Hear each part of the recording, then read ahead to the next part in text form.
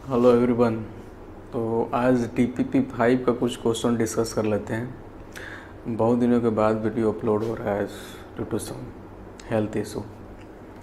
तो DPP-5 का कुछ क्वेश्चन है एटॉमिक स्ट्रक्चर का, उसको हम लोग डिस्कस कर लेते हैं। देखिए उसमें 7 नंबर जो क्वेश्चन दिया हुआ है उसमें दिया है बोर्स एटॉमिक मॉडल में इलेक्ट्रॉन जंप कर रहा है कहाँ, n=1 to n=3, एक से फर्स्ट ऑर्बिट से तीसरे ऑर्बिट जंप कर रहा है। बोल रहा है how much energy will be absorb. तो 1 से 3 पे आपका जंप कर रहा है, तो देख लीजिए इसका सॉल्यूशन कैसे होगा।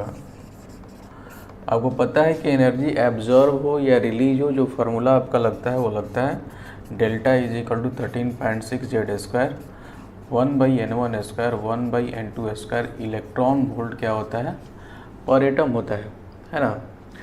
अब इसमें क्या है कि n1 का वैल्यू 1 हो जाएगा और n2 का वैल्यू कितना हो जाएगा, 3 हो जाएगा। तो आप यहाँ पुट करो 13.6, जेड का वैल्यू क्या हो जाएगा। कोई भी एटम नहीं दिया हुआ है, इसका मतलब ये है कि हम हाइड्रोजन एटम लेके चलेंगे। तो यहाँ पर जेड का वैल्यू 1 हो जाएगा इंटू 1/n1², मतलब 1 का स्क्वायर 1, और ये हो जाएगा कितना, 9। अब ये इलेक्ट्रॉन वोल्ट पर एटम इस तरीके से आएगा आपका 13.6 इंटू मल्टीप्लाई करेंगे डिवाइड करेंगे तो कितना हो जाएगा, 9 एलसीएम हो जाएगा, और ये आ जाएगा 8/9 इलेक्ट्रॉन वोल्ट पर एटम में आएगा। लेकिन इसका देखिए एक ऑप्शन दे दिया हुआ है अर्ग पर एटम में दिया हुआ है, ठीक है। तो इलेक्ट्रॉन वोल्ट को अगर आप जूल में कन्वर्ट करते हो तो एक इलेक्ट्रॉन वोल्ट में होता है 1.6 10⁻⁻⁹ जूल, तो इतना जूल हो जाएगा। और 1 जूल में 10⁻7 अर्ग होता है, तो फिर 10⁻7 से मल्टीप्लाई करेंगे तब ये आ जाएगा क्या, अर्ग पर एटम में आ जाएगा, ठीक है ना। इसको जब आप सॉल्व करेंगे तो आपका वैल्यू आ जाएगा 0.193 10⁻⁻10 अर्ग क्या, पर एटम। तो यहाँ पर सारा चीज़ आपको पता है, ये सारा चीज़ आप निकाले होंगे। यूनिट आपको कंफ्यूज किया होगा, तो यूनिट आपको पहले भी बताया गया कि यूनिट का विशेष ख्याल रखना होगा। 1 इलेक्ट्रॉन वोल्ट में 1.6 10⁻⁻19 जूल, और 1 जूल में होता है 10⁻7, तो इसको मल्टीप्लाई करिएगा तो में कन्वर्ट हो जाएगा, ठीक है। तो ये हो गया आपका 7 नंबर क्वेश्चन। अब जो है हम देख लेते हैं कौन सा, 9 नंबर क्वेश्चन।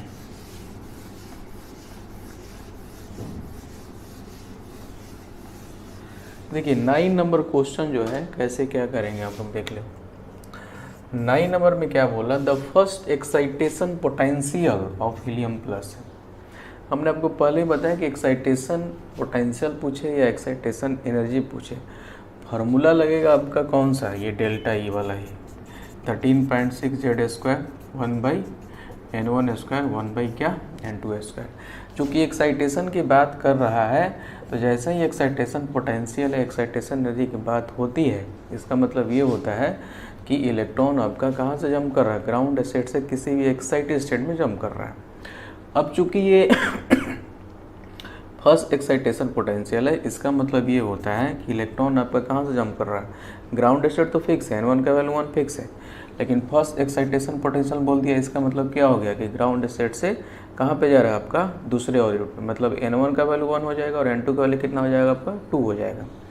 तो यहाँ पे लीजिए 13.6, और z का वैल्यू आपका कितना हो जाएगा, 2।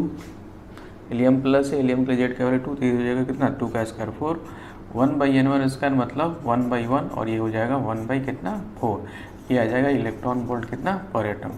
तो 13.6 इंटू 4 इंटू ये 4 एलसीएम ले लीजिए, ये 3 हो जाएगा, मल्टीप्लाई करिए आ जाएगा 40.8 इलेक्ट्रॉन वोल्ट क्या, पर एटम। तो ये हो जाएगा आपका क्या, फर्स्ट एक्साइटेशन पोटेंशियल आपके इसका हीलियम प्लस हो जाएगा, ठीक है ना।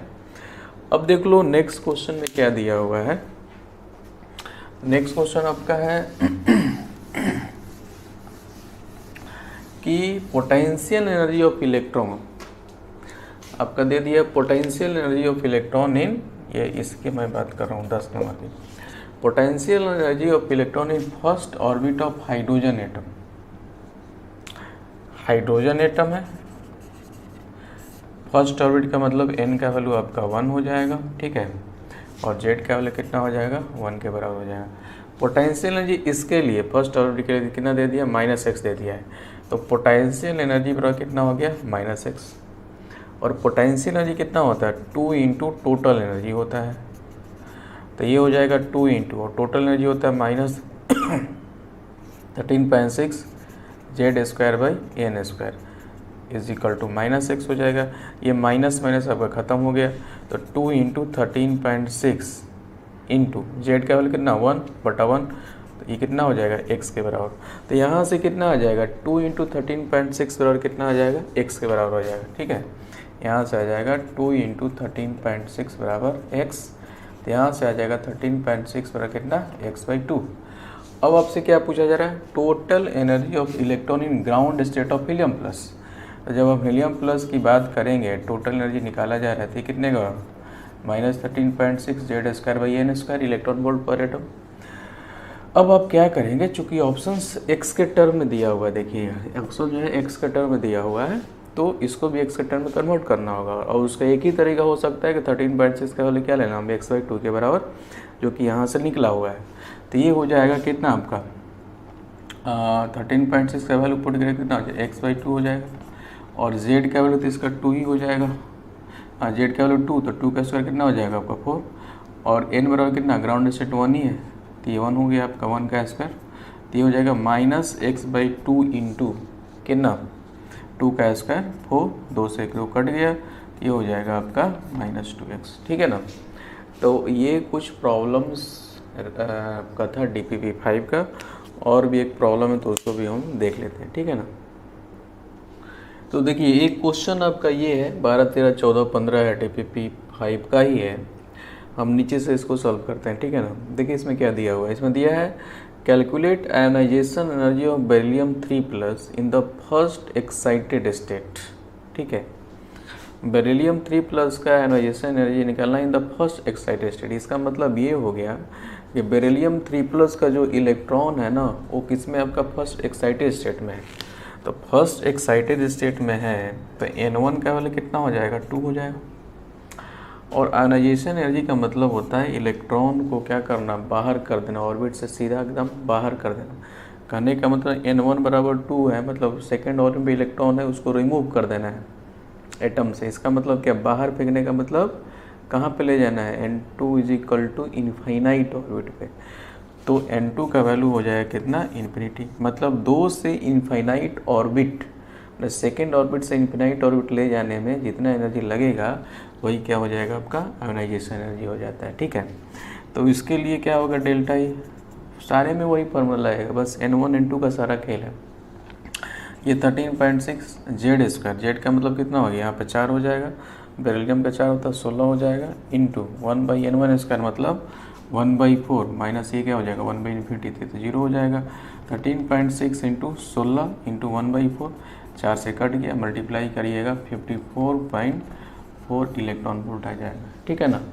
तो आयोनाइजेशन एनर्जी जो हो जाएगा फर्स्ट एक्साइटेड स्टेट के केस में इसका कितना हो जाएगा 54.4 इलेक्ट्रॉन वोल्ट। लेकिन ऐसे अगर आयोनाइजेशन एनर्जी पूछेगा तो इसका मतलब क्या होता है कि हम कहाँ से ले जा रहे हैं, फर्स्ट ऑर्बिट से इन्फिनिटी ले जा रहे हैं, और इसके लिए फॉर्मूला हो जाता है 13.6 इंटू कितना जेड स्क्वायर के बराबर। ठीक है ना। तो ये चीज़ आपका हो गया। ठीक है, तो आगे अब देख लेते हैं, 1 मिनट।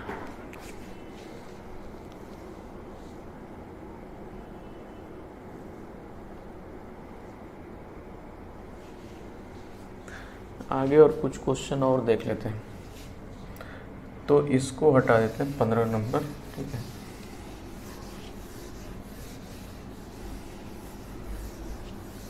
अब देखो 14 नंबर क्वेश्चन देख लीजिए। The energy of N excited hydrogen atom इस कितना -3.4 इलेक्ट्रॉन वोल्ट। एक्साइटेड हाइड्रोजन कितना दे दिया है, calculate angular momentum of electron in the given orbit. तो हमको तो पता नहीं है कौन सा एक्साइटेड स्टेट की बात कर रहा है। तो आपको पता है कि इसमें क्या हो जाएगा कि एनर्जी कितना होता है -13.6 Z square by N square, और ये कितने के बराबर दे दिया है -3.4 के बराबर दे दिया है। माइनस माइनस तो आपका ख़त्म हो गया, 13.6 जेड का वैल्यू कितना हो जाएगा आपका, हाइड्रोजन है तो 1 हो जाएगा, और यहाँ से निकल जाएगा एन का वैल्यू, तो ये हो जाएगा एन स्क्वायर बाई कितना हो जाएगा 13.6 बाई 3.4, तो ये लगभग हो जाएगा कितना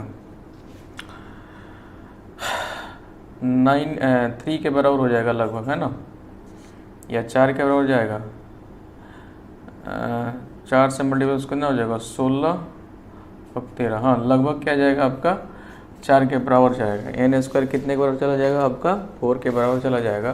तो 4 के बराबर चल जाएगा तो यहाँ से एन का वैल्यू कितना हो जाएगा आपका 2 के बराबर, तो एन का वैल्यू 2 हो जाएगा। और आपसे पूछा जा रहा है एंगुलर मोमेंटम, तो एंगुलर मोमेंटम क्या होता है M V R is equal to N H by 2 pi होता है। तो एन का वैल्यू 4 हो गया, एच 2 पाई 2 कट गया, कितने के बराबर हो जाएगा आपका 2h बाई पाई के बराबर हो जाएगा, ठीक है ना। तो इसको आप लोग देख लेंगे, इतने के बराबर हो जाएगा, ठीक है। कैलकुलेशंस आप लोग देख लीजिएगा एक बार, ठीक है ना, उसी के अकॉर्डिंग ये सॉल्व होगा, ठीक है। अब आ जाते हैं क्वेश्चन नंबर कितना 13।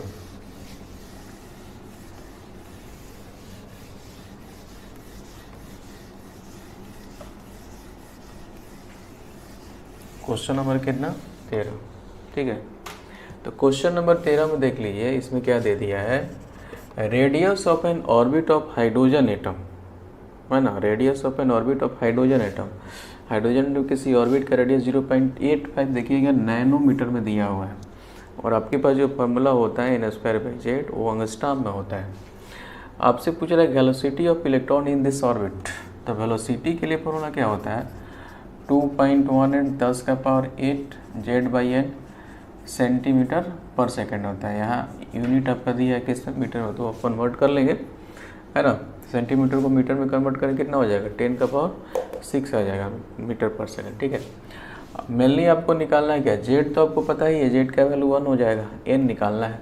तो एन कैसे निकलने का देख लो आप, रेडियस जो है 0.53 एन स्क्वायर बाई जेड क्या होता है एंगस्ट्रॉम होता है, और रेडियस यहाँ दे दिया नैनोमीटर में। तो आप क्या करो कि दोनों तरफ यूनिट सेम करो, तो नैनोमीटर को मीटर में कन्वर्ट कर 10 का पावर माइनस नहीं, इसको भी मीटर में कर लो 0.53 इंटू एन स्क्वायर बटा कितना हो जाएगा 1, हाइड्रोजन तो 1 ही हो जाएगा, इंटू 10 का पावर क्या हो जाएगा -10। तो यहाँ से आप एन स्क्वायर का वैल्यू निकालेंगे, एन स्क्वायर निकलेगा तो एन निकलेगा, और एन का वैल्यू यहाँ पुट करके सॉल्व कर लीजिएगा, आ जाएगा 5.4 इंटू 10 का पावर कितना 5 मीटर पर सेकेंड, ठीक है। तो ये चीज़ हो गया आपका।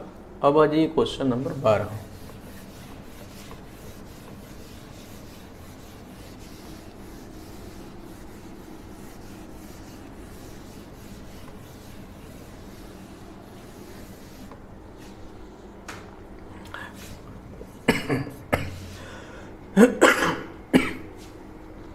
Frequency and wavelength of photon emitted during a transition from n बराबर 5 to n बराबर 2।